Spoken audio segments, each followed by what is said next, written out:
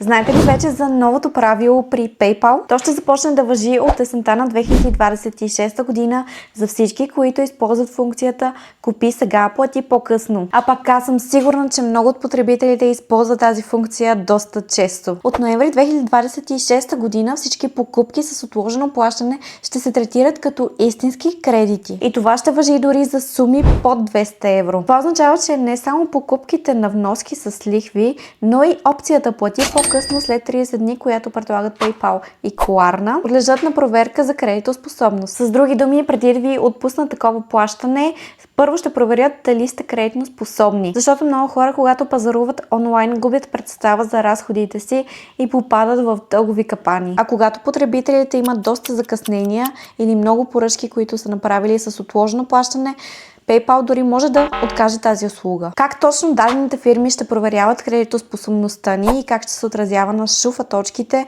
все още не се знае и ще трябва да се изясни до ноември 2026 година. Но е добре да помислим върху навиците си за плащане, защото след ноември може да имаме доста сериозни проблеми. А сега ми е интересно колко от вас използват опцията "Купи сега, плати по-късно".